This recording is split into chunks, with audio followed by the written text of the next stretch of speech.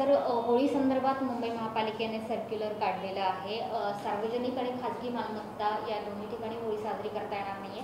काय आवाहन केलं जाते मुंबईकरांना आणि जर हे नियम पाळले नाहीत तर आपण काय कारवाई करणार? होळीसाठी आपण जे प्रतिबंध केलेले आहेत, मुळात होळी सण आपण जेव्हा साजरा करतो तेव्हा आपण मास्क लावत नाही किंवा मास्क लावला तर होळी सण साजरा करता येणार नाही किंवा आपण सामाजिक अंतर जे पालन करायचं असेल ते पालन करणं शक्य होत नाही। आणि अनाहूतपणे आपण एखाद्या बाधित व्यक्तीच्या संपर्कात आलो तर आपल्यालासुद्धा हा संसर्ग होण्याची शक्यता फार मोठ्या प्रमाणात आहे।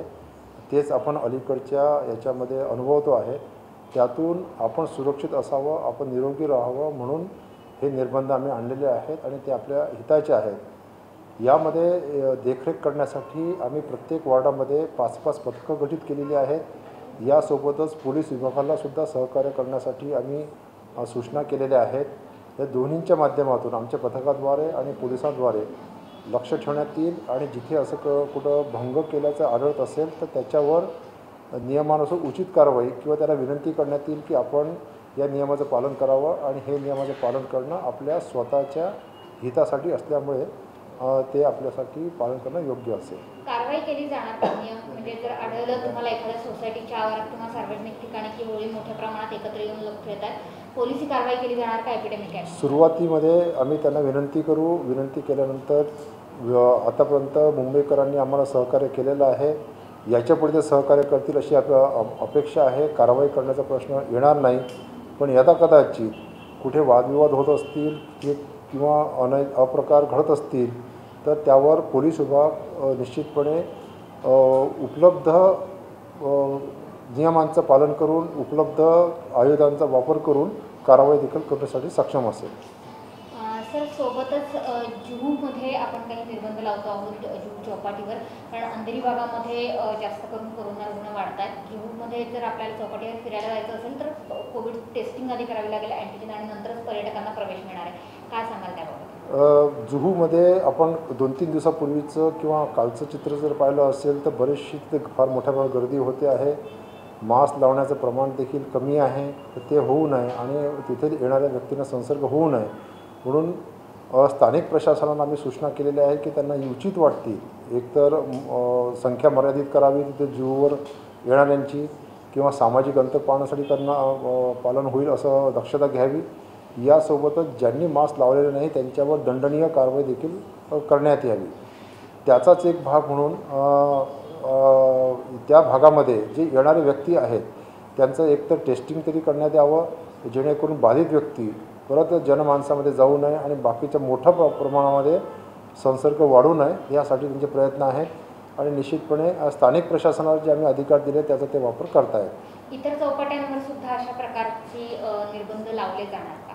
प्रत्येक वॉर्डाच्या विभाग अधिकाऱ्यांना सहाय्यक आयुक्तांना आम्ही हे अधिकार दिलेले आहेत की हे 3 नियम म्हणजे मास्क लावणे, सामाजिक अंतर ठेवणे आणि हात वारंवार धुणे हे 3 नियमाचं पालन करण्यासाठी ज्या ज्या ठिकाणी आपल्याला जे थोडेफार निर्बंध लावायचे आहेत किंवा थोडेफार आपल्याला यंत्रणा उभारायची आहे तर त्याचा आपण अवलंब करावा। इतर चौपाट्यावर देखील गर्दी होत असेल आणि नागरिकांना विनंती करूनही समजा गर्दी कमी होत नसेल किंवा नियमाचं पालन होत नसेल तर त्यानुसार त्यांना दिलेल्या अधिकारांचा ते वापर करण्यासाठी त्यांना सूचित करण्यात आलेलं आहे। सर, आपण मिशन टेस्टिंग सुरू केलेलं आहे मुंबईभरात रॅपिड अँटीजेन टेस्टिंगचं, मात्र जे टार्गेट दिलेलं आहे जवळपास 50,000 म्हणजे 47,000 अधिक काही टेस्ट, तेवढ्या प्रमाणात ते टेस्टिंग होताना दिसत नाही, त्याच्या निम्मंसुद्धा होताना आपल्याला दिसत नाही आहे। नाही, आता आपण आजचे जर फिगर घेतले तर आजचं आपलं टोटल टेस्टिंग म्हणजे काल जे झालेलं टेस्टिंग आहे त्याचे फिगर आज रिपोर्ट झाले ते 40,000च्या वर आपण टेस्टिंग केलेलं आहे।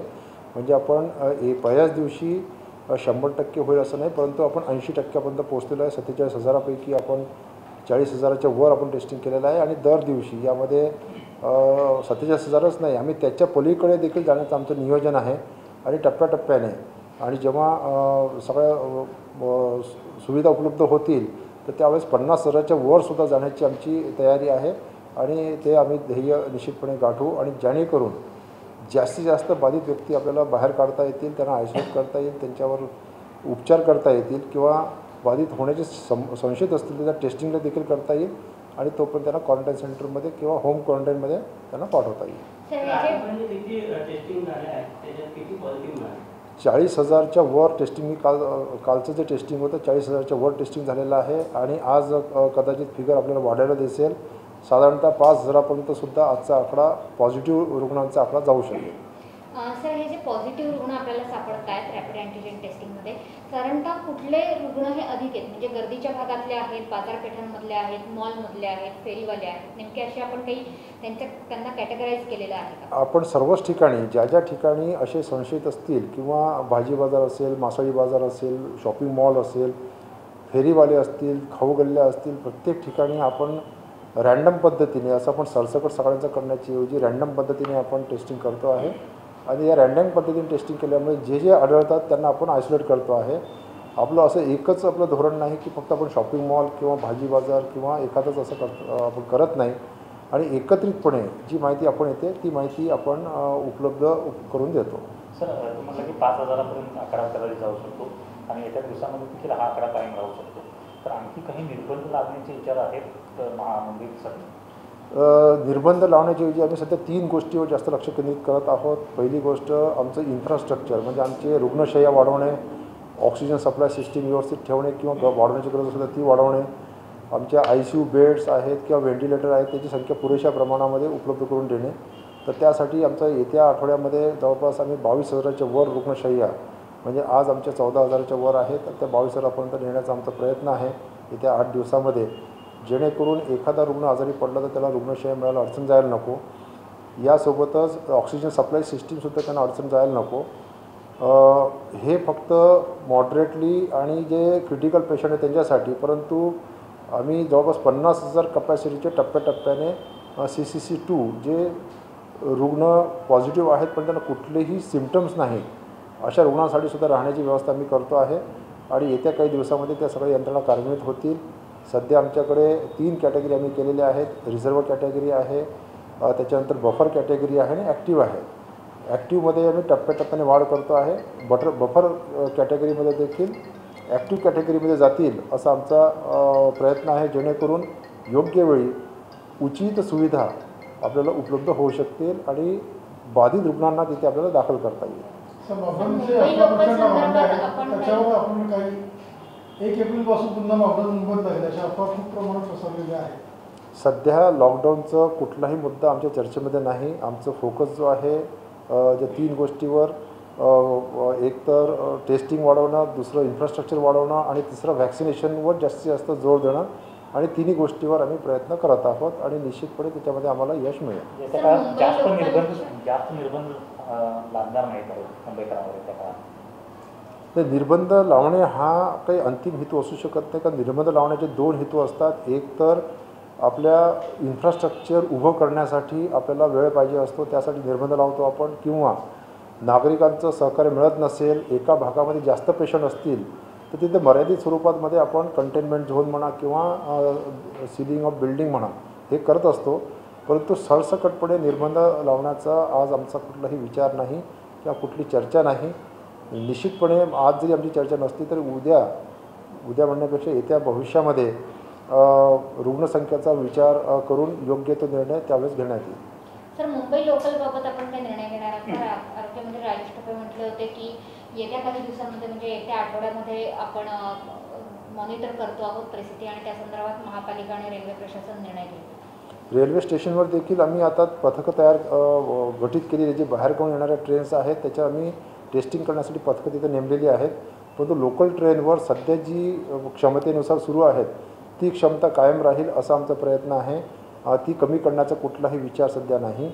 परंतु शासकीय कार्यालय, निमशासकीय कार्यालय, खाजगी कार्यालय यामध्ये 50% उपस्थिती असावी किंवा खाजगी आस्थापनामध्ये ते 50% उपस्थिती असावी आणि त्याचं त्यांनी पालन करावं, जेणेकरून लोकलमध्ये होणारी गर्दी एका वेळेस प्रवास करण्याची संख्या काही प्रमाणामध्ये कमी होईल आणि त्यामुळे या विषाणूचा प्रसार जास्त होणार नाही, त्यासाठी आम्ही ही व्यवस्था केलेली आहे. सर, 50% उपस्थितीच्या बाबतीत काही परिपत्रक काढण्यात आलंय का? तसं आवाहन तुम्ही राज्य सरकारला सुद्धा करताय का? निश्चितपणे आम्ही परिपत्रक काढलेलं आहे. यापूर्वीच्या सूचना ज्या होत्या त्या आम्ही कायम केलेल्या आहेत आणि त्यासुद्धा वारंवार आम्ही संबंधितांच्या नजरेला आणलेल्या आहेत आणि बरीचशी कार्यालय त्यानुसार त्यांनी एकदा स्टॅगर्ड पद्धतीने किंवा अल्टरनेटिव्ह पद्धतीने त्यांनी त्यांचा जो व्यवस्थापन आहे, त्यांचे जे कार्यभाग आहे त्यानुसार ते पालन करत आहेत. शासकीय निमशासकीय कार्यालय जर 50% क्षमतेने चालवायची असतील तर मग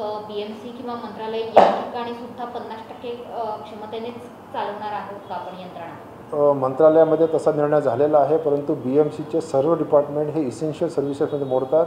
मग कुठले डिपार्टमेंट असो तर त्यामध्ये इसेन्शियल सर्व्हिसेसला यामध्ये सूट दिलेली आहे.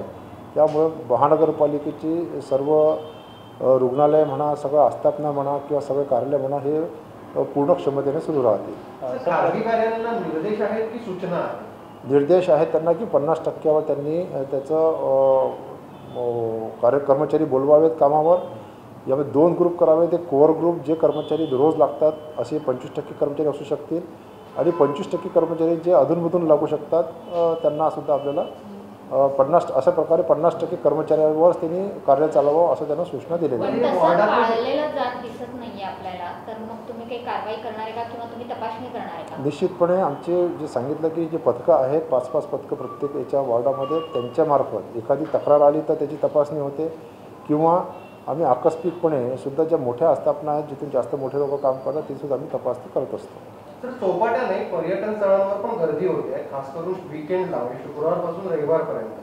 पुन्हा पुलाव्याला वगैरे रात्रीची पण गर्दी असते. तर आपण शनिवार रविवार ही पर्यटन स्थळ चौपाट्या बंद करण्याचा काही विचार करतोय का? मी आधीच सांगितलं की सध्या आमचा तो तसा काही विचार नाही, परंतु रुग्णसंख्या अवास्तव वाढत असेल, वाढीचा दर जास्त असेल तर योग्य वेळी त्याचा विचार करण्यात येईल. सर, कोरोनाचा एक नवा व्हेरियंट सापडतो आहे देशातल्या 18 राज्यांमध्ये, ज्याला डबल म्युटंट व्हेरियंट म्हणतो आणि केंद्रीय आरोग्य मंत्रालयाने याबाबतची माहिती दिलेली आहे. तर महाराष्ट्रात आणि मुंबईत सुद्धा अशा प्रकारे काही धोका आहे का? तसेही काही रुग्ण आपल्याला सापडत आहेत, त्यांचे सॅम्पल्स आपण पाठवतो. गेल्या 3 महिन्यापासून आपण त्याचे सॅम्पल्स आपण NIV पुढे पाठवत आहोत. सुरुवातीला आपण 90 सॅम्पल पाठवले होते, त्यापैकी 1 रुग्ण आढळला होता. नंतर आपण टप्प्याटप्प्याने आपण पाठवलेले आहेत आणि साधारणतः 20-21 कारण एक कदाचित बाहेरचा असावा, मुंबई बाहेरचा, तर 20 ते 21 असे रुग्ण आढळलेले आहेत. ते दुरुस्त झालेले आहेत आणि ते त्यांना डिस्चार्ज देखील झालेले आहेत. ते आपापल्या रुग्णालयामध्ये दाखल झाल्याने उपचार करण्यात आले आणि ते घरी गेलेले आहेत. आणि त्याच्यामुळे आता आजच्या घडीला एकही ॲक्टिव्ह रुग्ण म्हणजे महानगरपालिकेच्या रुग्णालयामध्ये किंवा खाजगी रुग्णालयामध्ये यापैकी एकही ॲक्टिव्ह रुग्ण दाखल नाही. आणि ही सततची चालणारी प्रक्रिया आहे. आम्ही पूर्ण मुंबईमधून 50-100 असं दर आठवड्याला आम्ही सॅम्पल पाठवत असतो. त्यांचा रिझल्ट आला की आम्ही तो जाहीर करतो. परंतु सध्या अधिक गरज आहे ती आपण काळजी घेण्याची, मास्क लावण्याची किंवा सामाजिक अंतर ठेवण्याची किंवा हात धुण्याची. ते जर आपण करू शकलो तर UKचा किंवा ब्राझीलचा किंवा आणखी साऊथ आफ्रिकेचा कुठला व्हेरियंट आला तर आपण स्वतःला त्यापासून सुरक्षित ठेवू शकतो.